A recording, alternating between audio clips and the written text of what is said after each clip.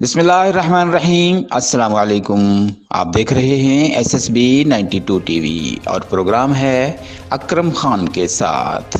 नाजरीन, अकरम खान हर नए प्रोग्राम में आपको पाकिस्तान की एक अहम शख्सियत से मिलवाते हैं और आज की अहम शख्सियत हैं नौजवान सहाफ़ी सुहेल इकबाल भट्टी। आइए अकरम खान का इनसे लिया गया इंटरव्यू दिखाते हैं। SSB 92 टीवी के प्रोग्राम अकरम खान के साथ आपका मेज़बान अकरम खान हाज़िर है। साथियों, आज मैं आपकी मुलाकात एक ऐसी हमजहत शख्सी से करवा रहा हूँ जिनका ताल्लुक़ तो मुल्तान से है, लेकिन सहाफ़ती ज़िंदगी में उनको 16 साल हो गए हैं। मेरा इनसे ताल्लुक़ रोज़नामा पाकिस्तान मुल्तान से शुरू हुआ और इन्होंने मुख्तलिफ़ चैनल्स पे काम किया और करते करते आजकल काफ़ी अरसा से 92 टीवी इस्लामाबाद में ब्यूरो चीफ़ हैं। ये वाहिद पाकिस्तान के सहाफ़ी हैं जो न सिर्फ कॉलमनिस्ट हैं बल्कि इलेक्ट्रॉनिक मीडिया में ब्यूरो चीफ़ होने के साथ साथ ये मुख्तलिफ़ प्रोग्राम भी करते हैं, कॉलम भी लिखते हैं और ना सिर्फ एक सियासी एनालिस्ट के तौर पर पहचाने जाते हैं बल्कि इनकी हर फील्ड में इन्होंने बहुत कारहाय नुमायाँ अंजाम दिए हैं। तो आइए आपकी मुलाकात के लिए इस्लामाबाद में मैं उनके दफ्तर में मुलाकात करवाता हूँ। जनाब सुहेल इकबाल भट्टी जी, बहुत शुक्रिया खान साहब। खान साहब, थैंक यू सो मच। आप मुल्तान से तशरीफ़ लाए, सफ़र करके आए और आप बिलखुसूस जो आपका अपना एक बैकग्राउंड है, जो आपसे हमारी शनासाही रहती थी और जो मुख्तलिफ़ कौमी मसाइल के ऊपर आपका दिल दुखता था और आप मुख्तलिफ़ तजावीज़ से हमें अक्सर अपडेट किया करते थे, तो आपका वो एक्सपर्टी तो थी टैक्स अफेयर से रिलेटेड थी। इनकम टैक्स के अमूर के मुतल्लिक आपका तजर्बा था, आप रिटायर हुए, लेकिन मेरे लिए बड़ा एक प्लेजेंट सरप्राइज़ था कि आपने अपनी ज़िंदगी के इस हिस्से के अंदर एक नया एडवेंचर स्टार्ट किया और लोगों तक मालूमात पहुंचाने के लिए और न्यू एवेन्यूज़ को एक्सप्लोर करने के लिए आपने यूट्यूब चैनल के ऊपर आपने ये सफ़र शुरू किया और मुझे आपके यूट्यूब चैनल को देखने का मौका मिला। बहुत मुख्तलिफ़ ऐसी शख्सियात जिनके बारे में लोग जानना चाहते हैं, कैसर नकवी साहब हों, बाकी लोग हों जिनके आपने इंटरव्यूज़ किए और कुछ तारीख़ी मकामात को भी आप फोकस कर रहे हैं। तो मुझे बड़ी खुशी हुई कि आप अपनी प्रैक्टिस के साथ साथ रिटायरमेंट के बाद प्रैक्टिस और उसके बाद अब आप मुख्तलिफ़ लोगों से मिल के उनके ज़िंदगी के तजर्बात को भी आवाम के साथ शेयर कर रहे हैं अपने चैनल के व्यूअर्स के साथ, बल्कि उसके साथ साथ उनकी जो मुख्तलिफ़ फील्ड्स के अंदर लोगों की खिदमात हैं, जिन्होंने जो सक्सेस स्टोरी बने हैं, उन्हें भी आप आवाम के सामने लेके आ रहे हैं। तो आपकी काविश बड़ी काबिल इस्ताइश है और बड़ी खुशी हुई कि आप यहाँ पहुँचे। आपका बहुत शुक्रिया कि आपने अपने कीमती लम्हात में से मुझे टाइम दिया। लेकिन भट्टी साहब, मेरे ख़्याल में मैं अपने नाज़रीन के लिए चाहता हूँ कि आप अपना पूरा बैकग्राउंड, बजाय इसके कि मैं आपसे सवाल करूँ, आप ख़ुद बताते जाएं ताकि मेरे देखने वालों को आपके सामने आपकी शख्सियत के पीछे जो छुपी हुई सक्सेस स्टोरी है उसको जानने का मौका मिले। बिल्कुल सही। खान साहब, बुनियादी तौर पर मुल्तान से ताल्लुक़ है जैसा कि आपने बताया और मुल्तान से ही तालीम हासिल की, लेकिन ग्रेजुएशन के बाद मेरी फैमिली के लोगों का जो कोशिश थी, ख्वाहिश थी, वो ये चाहते थे कि मैं MBA करूं या MA इकनॉमिक्स करूं। और जबकि हकीकत ये है कि मेरा इन दोनों मज़ामीन में, इन दोनों सब्जेक्ट में मेरी कोई दिलचस्पी नहीं थी। चूँकि मैं घर में सबसे छोटा हूं, तो पूरी फैमिली का ये प्रेशर था कि आपने नहीं, आप MBA करें या MA इकनॉमिक्स करें। तो इस दौरान जो मेरी अपनी न सिर्फ ख्वाहिश थी बल्कि जो मेरी जो चॉइस थी वो ये था कि मैंने जर्नलिज़म में डिग्री हासिल करनी है और मैंने रिपोर्टर बनना है। यहाँ बिलखुसूस मुल्तान की हम बात करें तो हमें स्टूडेंट्स को और नौजवानों को एक कैरियर काउंसलिंग का आज से 15 या 20 साल पहले काफ़ी फुकदान था। अब IT है, यूट्यूब के ऊपर और सोशल मीडिया के ऊपर आप नौजवानों को काफ़ी ज़्यादा अवेयरनेस मिल जाती है, लेकिन उस वक्त ये ट्रेंड नहीं था। मैं बात कर रहा हूँ 2002 की। तो अल्टीमेटली मैंने अप्लाई किया तो फैमिली के साथ ये तय पाया कि चलें अप्लाई आप करें MA इकनॉमिक्स के लिए भी और मैथ्स कम्युनिकेशन में, फिर देखते हैं कहाँ एडमिशन होता है। तो मेरे दिल की दुआ थी कि MA इकनॉमिक्स के अंदर किसी सूरत एडमिशन ना हो, क्योंकि मैंने जैसे कहा कि मैं बाई चॉइस इस फील्ड में आया। हमारी फील्ड के अंदर कुछ लोग बाई चांस आते हैं, कुछ बाई चॉइस आते हैं, तो मैं बाई चॉइस आया, अप्लाई किया और अल्टीमेटली वहाँ पे मैथ्स कम्युनिकेशन में मेरा मेरिट लिस्ट में नाम आ गया। और उसके बाद मैंने घर वालों से यही कहा जी कि अब चूँकि फ़र्स्ट लिस्ट लग चुकी है और MA इकनॉमिक्स का आप ऑप्शन ड्रॉप कीजिए, तो मैंने मैथ्स कॉम ही करना है। तो उसके बाद मैथ्स कम्युनिकेशन की और उसके बाद फिर ये एक जो सहाफ़ती ज़िंदगी का आगाज़ था 2005 के अवाइल में शुरू हो गया और उसके बाद सिलसिला जारी है आपके सामने।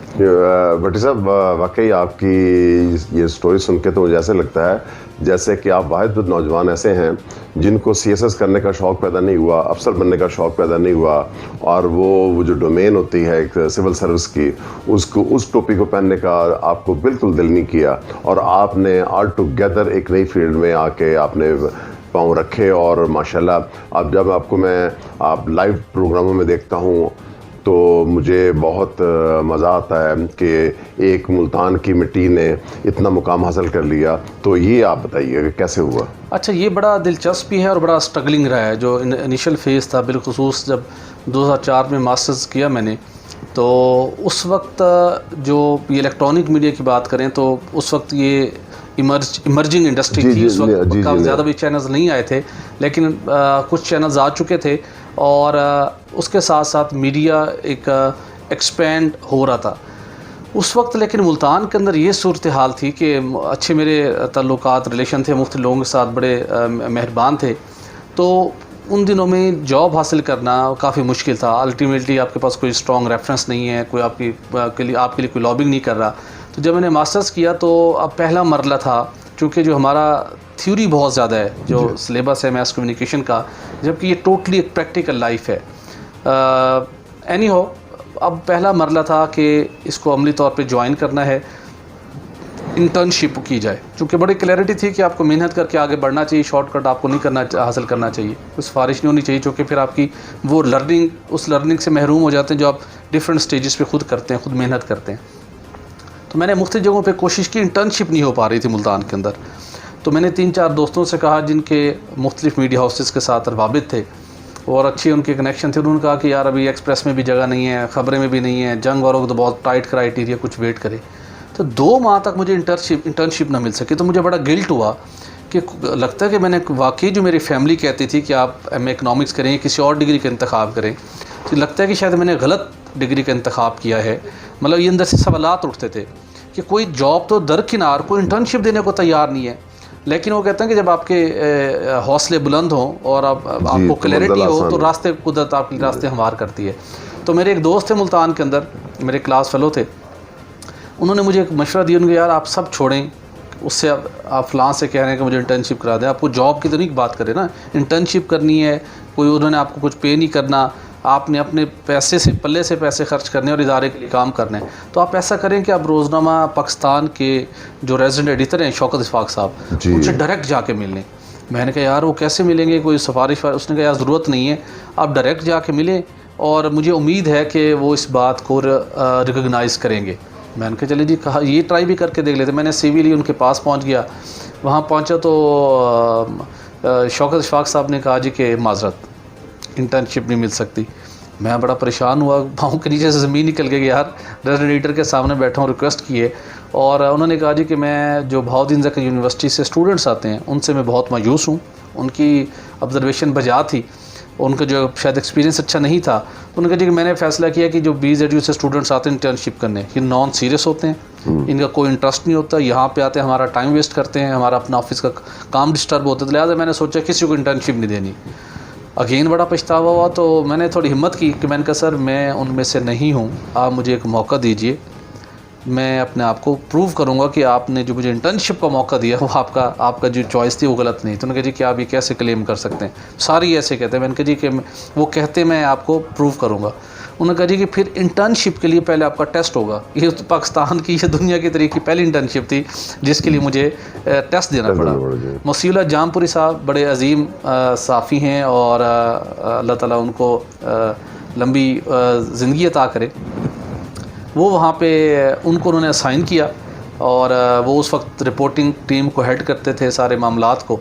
तो शौकत इशफाक साहब ने कहा जी कि इस नौजवान आपके पास भेज रहा हूँ और आप इनका टेस्ट लें, अगर ये मौजू होंगे तो फिर हम इनको इंटर्नशिप देंगे। मैं गया तो मसीउल्लाह जामपुरी साहब का जो एक इंप्रेशन है ना, बड़ा गसीला सा और लगता है जी बड़े कोई, बस मैं बड़ा परेशान हो गया। मैं जनाब शौकत इशफाक साहब जैसे बच्चियाँ हूँ, जामपुरी साहब हाथ फंस गए। नौजवान क्या करना है जी? मैंने कहा जी सहाफ़त करनी है, रिपोर्टिंग करनी है, क्या शौक़ चढ़े आपको, कोई और जॉब शॉप करें, इधर कहाँ फंस रहे हैं आप, ये आपके बस की बात नहीं होती, यहाँ सारे आगे बढ़ के मारते हैं। मैं कहा जी ज़िंदगी में अगर काम करना है तो एक ही काम करना है, रिपोर्टिंग। आप कराएंगे ठीक है, नहीं कराएंगे तो कहीं और जाकर, रिपोर्टिंग के अलावा कुछ नहीं करना। अच्छा अब क्या करना जी? मैंने कहा इंटर्नशिप टेस्ट होगा। मैंने कहा जी हुक्म करें। उन्होंने कहा जी कि जाएँ पाक अरब खाद फैक्ट्री है जो फातिमा फर्टिलाइज़र के नाम से मशहूर है, उससे जो पानी निकलता है जहरीला और उसके पोल्यूशन है, उसके आसपास के लोगों के क्या मसाइल है, जाएँ वहाँ पे एक खसूसी रिपोर्ट तैयार करें। आपके पास 3 दिन का टाइम है। उस रिपोर्ट से इस बात को एवेलुएट किया जाएगा कि क्या आप इस काबिल हैं कि रोज़नामा पाकिस्तान आपको इंटर्नशिप दे। मैं कहा जी बिस्मिल्लाह।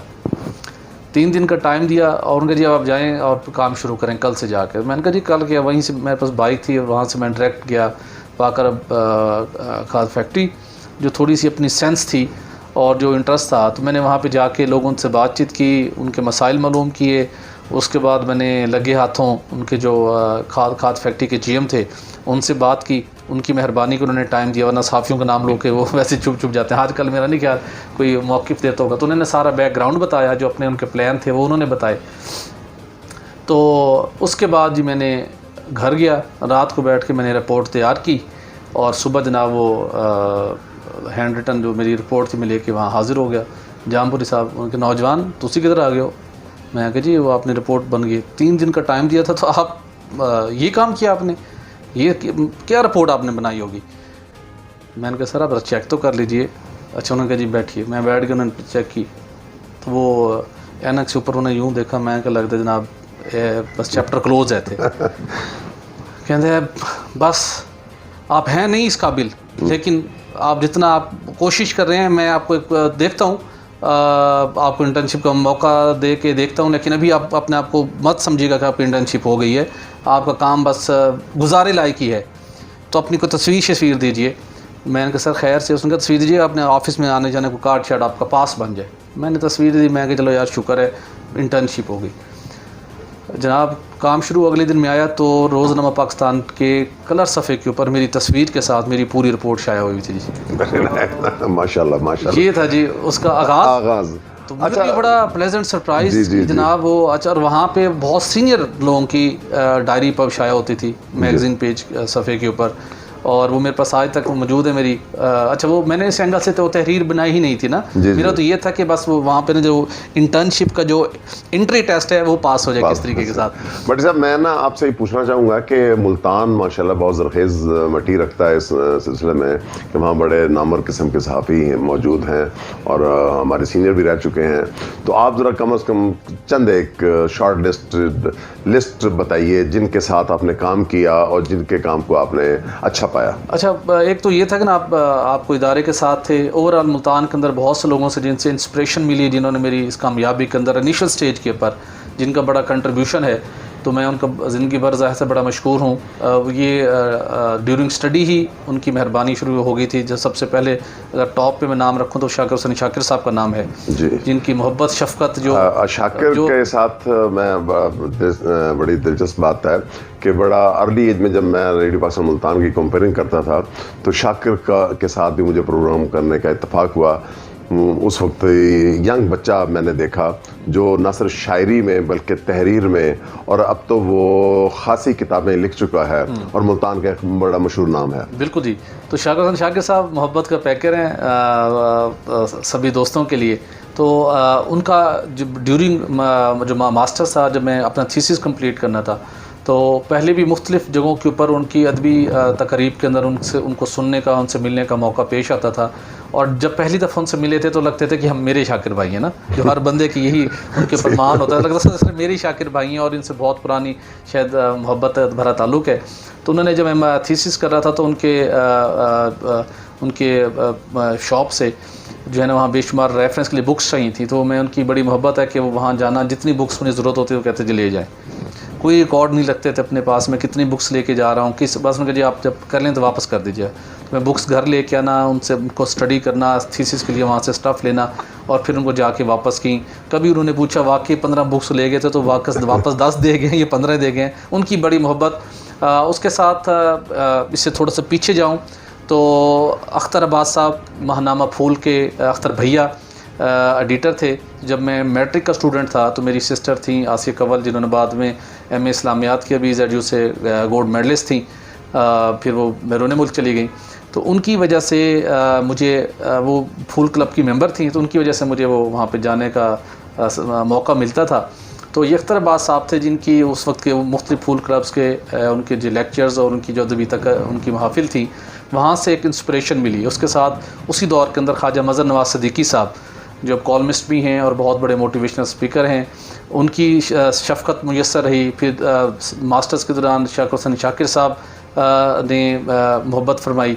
उसके साथ जब रोज़ाना पाकिस्तान में आया तो जो मुझे डे फर्स्ट से जिन्होंने ख़ुसूसी शफ़क़त फरमाई, सीनियर रिपोर्टर थे, पॉलिटिकल कॉरेस्पॉन्डेंट थे इजाज़ तरीन साहब। इजाज़ तरीन साहब के साथ मैंने उनको पहले दिन से रिक्वेस्ट की कि सर, मैंने कहा चूँकि इंटर्नशिप के दौरान आपको ना डेली एक असाइनमेंट दी जाती थी, तो आपने वो करनी है। तो वो अल्लाह का करम था कि वो असाइनमेंट में एक आधे घंटे के अंदर मैं उसको कवर कर लेता। तो फिर पूरा दिन जरा मैंने इजाज़ तरीन साहब के साथ, आप उसको आवारागर्दी कहें, पॉलिटिकल आवारागर्दी कहें, रिपोर्टिंग कहें, एक्सपोजर कहें, तो वो मैं उनके साथ मूव करता था।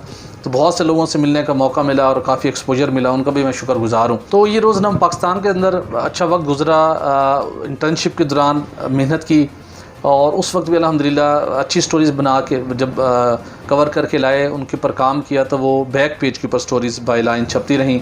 तो ये सफ़र जारी रहा। जब्बार मुफ्ती साहब से बहुत कुछ सीखने का मौका मिला।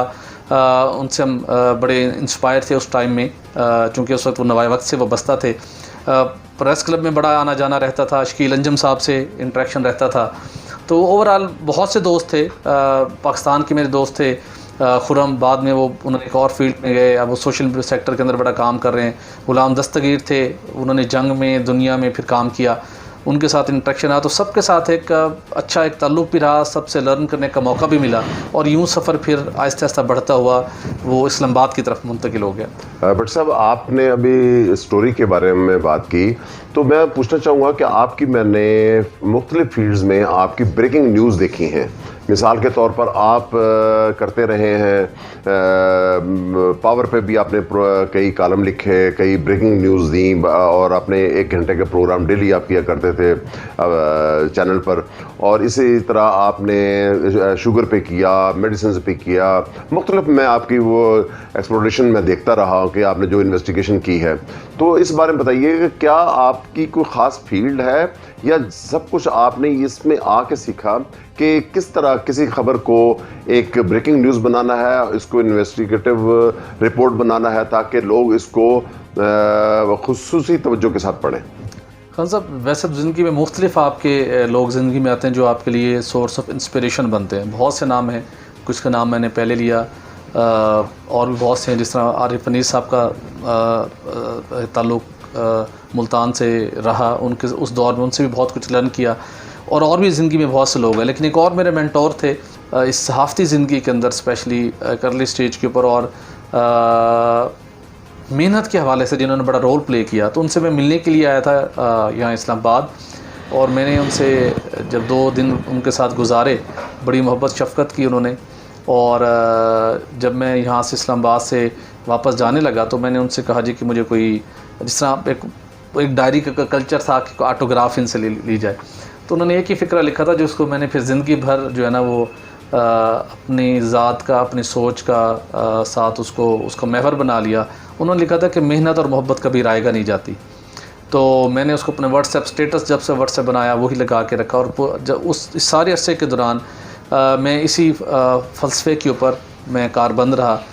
मेहनत का कोई नेमल बदल नहीं है, भरपूर मेहनत की, आप क्लियर होने चाहिए, कंफ्यूज नहीं आपको होना चाहिए कि आपने करना क्या है ज़िंदगी के अंदर, क्लैरिटी आपको होनी चाहिए, मंजिल आपकी मंजिल का सूल आपके सामने वाज़े हो। बहुत कठिन सफ़र होता है, लेकिन जब फोकस हो कि आप वेल प्लान्ड और ऑर्गेनाइज वे में आप एफ़र्ट करते हैं तो अल्लाह ताला आपको ज़रूर कामयाबी से हमकिनार करते हैं। तो यही वो एक रीज़न थी जिसकी वजह से मुख्तलिफ़ इदारों के अंदर एक्सप्रेस के साथ जब चॉइस वाबस्ता थे उनके साथ काम किया। फिर न्यूज़ 1 के अंदर आया, न्यूज़ 1 में काम करने का मौका मिला। फिर उसके बाद समा टीवी में रहा, फिर डॉन टीवी के साथ काम किया। कुछ अर्से के लिए बोल्ड टीवी में जाने का मौका मिला, वो एक बड़ा मुश्किल टाइम था। फिर वापस डॉन ने दोबारा बुलाया। उसके बाद दिसंबर 2016 से 92 न्यूज़ के साथ वाबस्ता हूँ। पहले यहाँ प्रोग्राम मुसलसल किए, और उसके बाद इन्वेस्टिगेटिव स्टोरीज़ की तरफ शुरू से रुझान था, रिपोर्टिंग के अंदर काम किया। फिर न्यूज़पेपर्स शुरू हुआ 92 न्यूज़ का, तो यहाँ पे इन्वेस्टिगेटिव स्टोरीज़ फ़ाइल करना शुरू की। तो पिछले 18 माह से बतौर ब्यूरो चीफ़ भी वाबस्ता हूँ, प्रोग्राम भी करने का यहाँ पे मौका मिलता है। उसके साथ रेगुलर अब कॉलम जुमेरात के रोज़ शाया होता है, और इन्वेस्टिगेटिव स्टोरीज़ का भी सिलसिला बदस्तूर इस सारे काम के साथ जारी है। भट्टी साहब, ये बताइए कि मुल्तान से तो और भी काफ़ी सारे लोग हमारे इलेक्ट्रॉनिक फील्ड में हैं। मिसाल के तौर पर रऊफ़ क्लासरा हैं, सदीक जान हैं, और भी चंद हजरात हैं। तो उनके बारे में आपने यहाँ जब आप भी मुल्तान से इस्लामाबाद शिफ्ट हुए तो आपने उनके साथ लर्निंग में कैसा पाया? सर, मेरा सबके साथ अल्हम्दुलिल्लाह बहुत अच्छा एक ताल्लुक़ रहा। और स्पेशली अगर हम रऊफ़ क्लासरा साहब की बात करें तो जब मैंने अपनी रिपोर्टिंग का आगाज़ किया, इनिशियल स्टेज पे था, तो 2008 में मैं अक्सर उनके पास जाया करता था, चूँकि उस वक्त द न्यूज़ के अंदर बल्कि उस वक्त की बात करें तो वो लीडिंग इन्वेस्टिगेटिव जर्नलिस्ट के तौर के ऊपर उनका तोती बोलता था। सोमोटो नोटिस होते थे उनकी स्टोरीज़ पे, और उन्होंने भी बहुत मेहनत की रऊफ़ क्लासरा साहब ने, और रिपोर्टिंग के अंदर जो उन्होंने स्टैंडर्ड सेट किया इन्वेस्टिगेटिव जर्नलिज़म के अंदर, और जिस लेवल की स्टोरीज़ उन्होंने फ़ाइल की, जो स्कूप फ़ाइल किए, तो वो पाकिस्तान की प्रिंट इंडस्ट्री के अंदर बहुत रेयर ऐसी एग्जांपल हैं। तो वो मैं उनके पास, ज़ाहिर है हमारे इलाके से भी हैं, साउथ पंजाब से, सराइकी बेल्ट से, और उसके साथ हमारा उनके ऊपर हक भी था, और मैं उनके पास अक्सर जाया करता था कि इनसे कुछ ना कुछ लर्न किया जाए। लालच ये होती थी कि इनके पास इतने डॉक्यूमेंट्स आते हैं, उस वक्त बड़ा मुश्किल होता था कोई बड़ी स्टोरी के लिए, तो हम रिक्वेस्ट करेंगे रऊफ़ लाला को, सानू ही कोई कागज़ शागज़ दो, कोई स्टोरीज़ करें। तो उनकी बड़ी मोहब्बत थी। जब भी जाते थे उस वक्त, मतलब अर्ली स्टेज पे था अपने कैरियर की, तो वो टाइम देते थे, चाय शाय पीनी, ख़ुद स्टोरी कर रहे हैं, उसके बावजूद उन्होंने बुला लेना, पुलाव किया था कि आप इवनिंग में आ जाया करें। तो एक 2-4 दिन बाद मैंने उनसे कहा जी कि सर मुझे कोई कागज़ शागज़ डॉक्यूमेंट्स दें, मैं कुछ स्टोरी करूँ। तो उनकी बड़ी ग्रेटनेस है। तो उन्होंने मुझे, अगरचे के बहुत से डॉक्यूमेंट्स उनके पास मौजूद होते थे, इंफॉर्मेशन का हब थे उस वक्त भी वो, तो उन्होंने मुझे कभी मेरी आदत बिगाड़ने के लिए, बिगड़ जाती है अगर मुझे शायद कोई डॉक्यूमेंट्स देते, तो उन्होंने मुझे कहा बिल्कुल ठीक है मैं दूंगा। फिर मैंने अगले दिन उनसे पूछा कि चलें कोई टिप ही बता दें जिसके ज़रिए से मेरे पास भी ऐसे डॉक्यूमेंट्स आएँ और मैं बड़ी बड़ी स्टोरीज़ करूँ। तो उन्होंने कहा सुहेल देखें, कोई उजरत नहीं करनी, ये जोहद मुसलसल है, स्टेप ने होता है, आपने अच्छे तरीके से काम करना है। 2 ही चीज़ें हैं, जहाँ भी जाएं हर जगह ख़बरें बिखरी पड़ी होती हैं, सिर्फ़ अपनी आँखें खुली रखनी है। ख़बर हर जगह मौजूद होती है, बहुत से लोग रिपोर्टर्स जा रहे होते हैं लेकिन उनको ख़बर नज़र नहीं आती। ये आपकी सेंस और स्किल के ऊपर होता है कि आप ख़बर पिक करते हैं। और दूसरा उन्होंने कहा था कि कोई डॉक्यूमेंट मिले, उसको भले उसमें से स्टोरी आप न निकाल सकें, उसको पढ़ना ज़रूरी है। आपका बैकग्राउंड नॉलेज डेवलप होगा और आहिस्ता आहिस्ता आपको उसका बहुत फ़ायदा होगा। बस ये उनकी 2 नसीहतें थीं जो मैंने पले बांध ली। मेहनत का एक जज्बा भी था, वालदैन की और साज़ा की दुआएं भी साथ थीं, और अल्लाह का जब फजल शामिल हुआ तो उसके बाद फिर ये एक्सक्लूसिव इन्वेस्टिगेटिव स्टोरीज़ का सिलसिला चल निकला। और उनकी जो टिप थी उसने मुझे बहुत हेल्पफुल रही, और उसकी वजह से एक बेहतर काम करने का मौका मिला। अच्छा भट्टी साहब, एक बड़ा चुपता सा सवाल है कि हम जो व्यूअर्स हैं और जो सुनने वाले आपके हैं, वो समझते हैं कि शायद आप लोगों को खबरें कोई इदारा या कोई एस्टेब्लिशमेंट के तरफ से आपको चीज़ें मुहैया की जाती हैं, तब जाके ये ब्रेकिंग न्यूज़ बनाते हैं। क्या ये इल्ज़ाम आप लोगों पे सही है, या आप इस पर मेहनत करके खुद एक्सप्लोर करते हैं? अच्छा, इसमें उन लोगों का कोई कसूर नहीं है। मैं ख़ुद भी यही समझा करता था अर्ली स्टेज में। 2002-3 में स्टूडेंट्स हम यही समझते थे यार जितने बड़े बड़े जर्नलिस्ट हैं, इनके इंटेलिजेंस एजेंसीज के साथ रब्ते होते हैं, एस्टेब्लिशमेंट वाले इनको खबरें दे देते होंगे, तो बस ये तो पक्की पकाई खीर आती है और आप खबरें कर लेते हैं। लेकिन ख़ुद जब अमली तौर पर यहाँ पर आया तो अर्ली टाइम पे हमने भी बड़ी कोशिश की। ज़ाहिर आपका इंट्रैक्शन होता है और जहाँ भी इस टाइप का एफर्ट हुई, लेकिन ये इसका हकीकत से कतन कोई ताल्लुक़ नहीं है। और ये ज़रूर है कि आपको जब आप ख़ुद मेन स्ट्रीम में काम कर रहे होते हैं, जर्नलिस्ट को इन्फॉर्मेशन चाहिए होती है। वो हर किसी से मिलता है, पॉलिटिशियन से मिलता है, पुलिस वाले से मिलता है, वो ब्यूरोक्रेट से मिलता है, वो एक नायब कासिद से मिलता है, इन्फॉर्मेशन चाहिए होती है। तो डेफिनेटली डिफरेंट जगहों के ऊपर आपका इंटेलिजेंस वालों के साथ भी इंटरेक्शन रहता है, लेकिन उनकी बड़ी उनके अपने एथिक्स होते हैं। वो आपके साथ जो सेंसिटिव चीज़ होती है कभी शेयर नहीं करते। ये जो हम बड़ी स्टोरीज़ कर रहे होते हैं, मतलब मैं अगर अपनी बात करूं तो अपने 16 साल के कैरियर के अंदर कभी कोई ऐसा नहीं हुआ कि किसी इंटेलिजेंस की तरफ से ऑफिसर की तरफ से जनाब आया ये नहीं ये डॉक्यूमेंट आप स्टोरी कर लें, ऐसा नहीं होता। हाँ, कोई इशू आप कहीं से कोई आपको टिप मिली है, आप उसको काउंटर चेक करते हैं, आपने उसका बैकग्राउंड कहीं जानने की कोशिश की है, आप उसको मटीरियलाइज़ कर रहे हैं, तो हल्की फुल्की शायद आपको बैकग्राउंड इन्फॉर्मेशन शायद मिल जाए। अदरवाइज़ मेहनत खुद आपको करनी पड़ती है, स्टोरी खुद डिग आउट करनी पड़ती है, स्टोरी का जो रिस्पॉन्सिबिलिटी होती है वो आपको खुद लेना पड़ती है।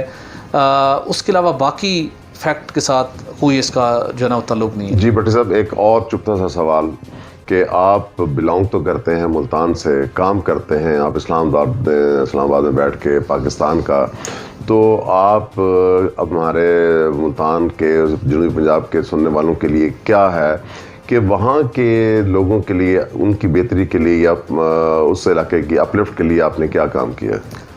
देखिए, मैं चूँकि एज ए सोशल वर्कर भी मैं नहीं था और उसके साथ साथ मैं कोई पॉलिटिशियन भी नहीं था, कोई अवामी नुमाइंदा भी नहीं था कि जो जिस एंगल से आप पूछ रहे हैं कि मैं उस हवाले से कुछ कर पाता। लेकिन ये ज़रूर है कि जो एक जर्नलिस्ट का काम है ओवरऑल उसने मैसेज के लिए काम करना होता है। वो इशू, वो मामला, वो ख़राबी जो इस्लामाबाद या कराची के लिए है, वो ख़राबी मुल्तान और सिमिजाबाद के लोगों के लिए उस मुश्किलात से गुजर रहे होते हैं। बैड गवर्नेंस है, करप्शन है, उसके साथ रिसोर्सेज की अनजस्टिफाइड उनकी डिस्ट्रीब्यूशन है। तो अब इन सारे इश्यूज़ के ऊपर उसको अपनी आवाज़ बुलंद करते हैं, आपका एक विसल ब्लोअर का रोल प्ले करते हैं। और उसके साथ इंडिविजुअल का कुछ छोटे मोटे कोई मसले मसाइल होते हैं जिस हम सोसाइटी में रहते हैं, तो वो अपनी इस्तात के मुताबिक जहाँ तक समझते हैं कि इस हद तक रोल प्ले किया जा सकता है अपनी इस्तात के मुताबिक वो डेफिनेटली करते हैं। लेकिन बाकी जो ओवरऑल है वो हम मैसेज के लिए हम काम कर रहे होते हैं, नेशनल लेवल के ऊपर भी इस्लामाबाद में बैठ के काम कर रहे होते हैं। जब मुल्तान में आप काम कर रहे हो तो उस वक्त आप अपने इलाके की स्पेसिफिकली इशू को आप हाईलाइट कर सकते हैं। सीवरेज का सा है, पानी साफ़ नहीं आ रहा, स्कूलों का मामला है, तो वहाँ पे आपको स्कोप मिलता है।